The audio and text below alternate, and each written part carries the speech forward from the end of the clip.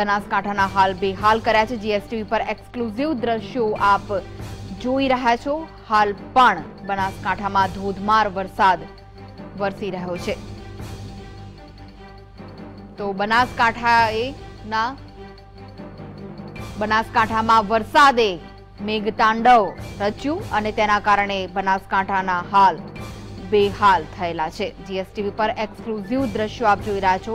બનાસકાંઠામાં હજુ પણ ભારે વરસાદ વરસી રહ્યો છે।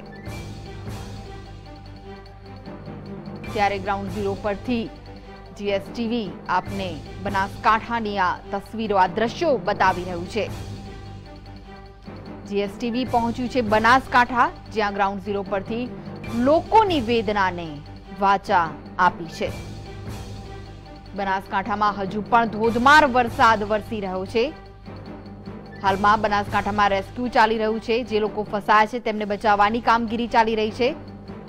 તો રાહત સામગ્રી પણ લોકો સુધી પહોંચાડવામાં આવી રહી છે, પરંતુ હજુ પણ વરસાદ વિલંબ બની રહ્યો છે અને તેના કારણે આ કામગીરીમાં પણ વિલંબ આવી રહ્યો છે। તો બનાસકાંઠામાં તો ધોધમાર વરસ્યો છે, પરંતુ ઉપરવાસમાં પણ ભારે વરસાદ વરસતા બનાસકાંઠામાં તારાજી સર્જાઈ છે। બનાસકાંઠાના કાંકરેજના આ દ્રશ્યો છે, જ્યાં ફરી એકવાર ધોધમાર વરસાદ વરસવાનું શરૂ થયું છે। વાતાવરણમાં પલટાથી રેસ્ક્યુ ઓપરેશનમાં પણ અડચણ આવી રહી છે। સ્થાનિકોમાં ભયનો માહોલ જોવા મળી રહ્યો છે। જે રીતે ભારે વરસાદ વરસી રહ્યો છે તેને લઈને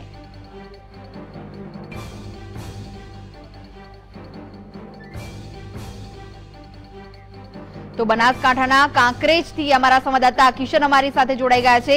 કિશન, હાલમાં ફરી કાંકરેજમાં ધોધમાર વરસાદ શરૂ થયો છે, શું પરિસ્થિતિ છે હાલમાં ત્યાં?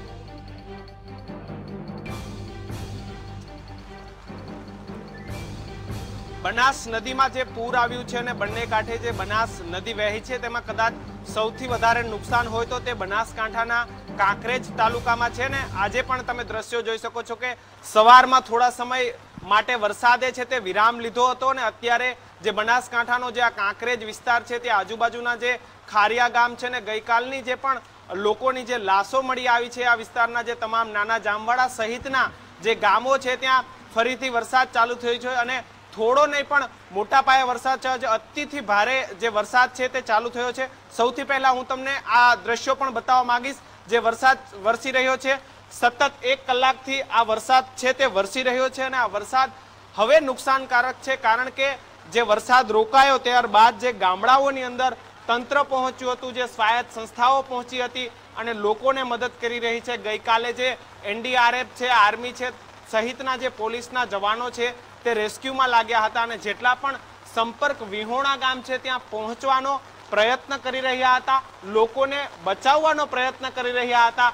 એવામાં જ્યારે ફરી વરસાદ ચાલુ થયો છે ત્યારે લોકોની હાલાકી છે તેમાં વધારો થઈ જશે અને સાથોસાથ જે પણ બચાવ કામગીરી માટે જે તંત્રની ટીમ આવી છે તે પોતે બચાવ કામગીરી નહીં કરી શકે, કારણ કે આટલી માત્રામાં જે વરસાદ પડી રહ્યો છે અને જે અતિથી ભારે જે વરસાદ થઈ રહ્યો છે તેના કારણે નદી અને જે વિસ્તારોમાં પાણી ભરાયા છે તેમાં વધુ પાણી ભરાશે અને લોકો છે તે બચાવવાની સાથે જે કામગીરી છે તે પણ ખોરવાઈ જશે અને વધારેમાં વધારે લોકોને હાલાકીનો સામનો કરવો પડશે।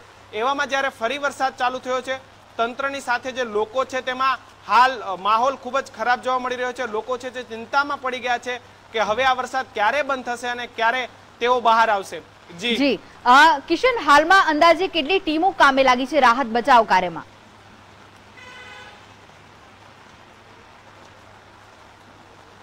રાહત બચાવ કામગીરીની વાત કરવામાં આવે તો આર્મીના 450 થી 500 જવાનો છે તે આવી ગયા છે।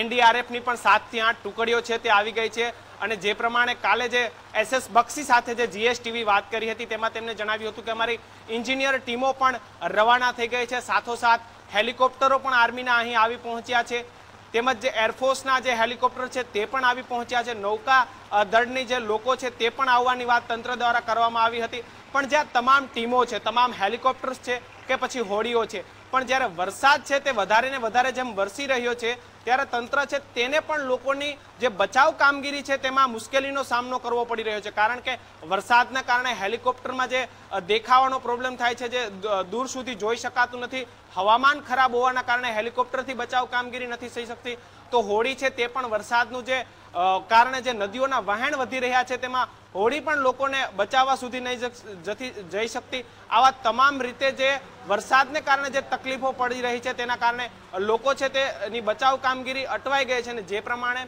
આંકડા મળી રહ્યા છે એ પ્રમાણે જો વાત કરીએ તો હજુ પણ રાધનપુર છે, બનાસકાંઠા છે, કાંકરેજ છે, થારા છે, ત્યાંના અનેક એવા નાના મોટા ગામડાઓ છે, અનેક રહેણાંક વિસ્તારો છે, અનેક વાડીઓ છે જ્યાં ખેડૂતો વાડીની વચ્ચે એકાંતમાં રહેતા હોય તેવી અનેક જગ્યાઓ છે કે જ્યાં હજી સુધી રેસ્ક્યુ શક્ય નથી. અનેક લોકો ફસાયા છે, એવા લોકોને હજુ સુધી બચાવવામાં નથી આવ્યા. એવામાં ફરી વખત વરસાદે માજા મૂકી છે. ત્યારે વરસાદ અટક્યા બાદ નદીના વહેણ ઓછા થશે, જે હેલિકોપ્ટરમાંથી જે જોઈ શકાય છે, જે ડિસ્ટન્સ છે તે દેખાઈ શકશે ને ત્યારબાદ રેસ્ક્યુ થશે. એવામાં શક્ય એ જ છે કે જો વરસાદ બંધ થાય, નદીનું વહેણ ઓછું થાય અને જે ઉપરથી જે દેખાઈ શકે તેવી પરિસ્થિતિ બને, એવામાં વધુમાં વધુ રેસ્ક્યુ કરીને લોકોને બચાવી શકાય છે. જી કિશન, અત્યાર સુધીમાં કેટલા લોકોને રેસ્ક્યુ કરાયા છે?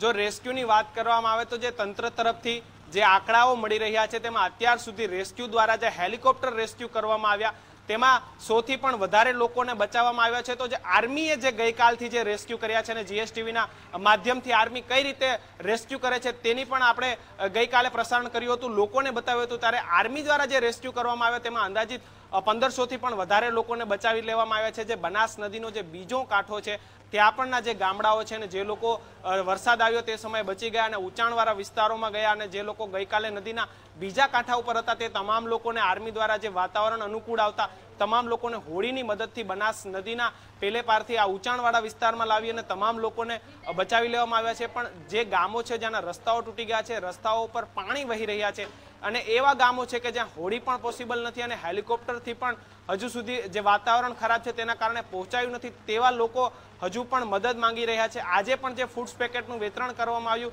તે એવી જગ્યાએ વિતરણ કરવામાં આવ્યું છે કે જ્યાં લોકો છે તે આરામથી ફૂડ્સ મેળવી શકે છે અથવા તો સેફ સલામત જગ્યાએ છે તેવા જગ્યાએ ફૂડ પેકેટ વિતરણ કરાયા છે. પણ જ્યાં ખરેખર લોકો હજુ પણ મુશ્કેલીમાં છે કે જ્યાં હજુ સુધી પહોંચાયું નથી તેવા લોકો હાલ ફૂડ્સ પેકેટ માંગી રહ્યા છે, ત્યાં હજુ સુધી નથી હેલિકોપ્ટર પહોંચ્યું કે નથી તંત્રની ટીમ પહોંચી. ત્યારે તે લોકોને ખૂબ જ સરકાર અને જે તંત્રની મદદ છે એવા સમયે સૌ લોકો એક જ પ્રાર્થના કરી રહ્યા છે. ચારે બાજુ કારો કહેર વરસી રહ્યો છે, કોઈની માં નથી મળતી તો કોઈ માને પોતાના દીકરા નથી મળતા. કાલે પણ એક જ પરિવારના 17 સભ્યો છે તેના મૃતદેહ મળી આવ્યા હતા. એવામાં સૌ લોકો છે પોતાની જે મૂડી તો ગઈ છે, ઘર પરિવાર પણ ગયો છે, ત્યારે પોતાના સ્વજનો પાછા મળી જાય તે તણાઈને ક્યાં ગયા છે આ તમામ વસ્તુઓ તંત્ર સમક્ષ માંગી રહ્યા છે કે મારે મારો સ્વજન ગુમાવી ચૂક્યા છે તે તેમને મળી જાય તેની પ્રાર્થના કરી રહ્યા છે. એવામાં આ વરસાદ છે તે ખરેખર ફરી વખત આપત્તિ લાવી શકે તેવા દ્રશ્યો છે તે હાલ સર્જી રહ્યો છે. જી આભાર કિશન સમગ્ર માહિતી આપવા માટે. તો ફરી એકવાર વરસાદ આફત બનીને વરસી રહ્યો છે. રાજ્યમાં આજે વરસાદના કારણે મુશ્કેલીઓનો સામનો લોકો કરી રહ્યા છે.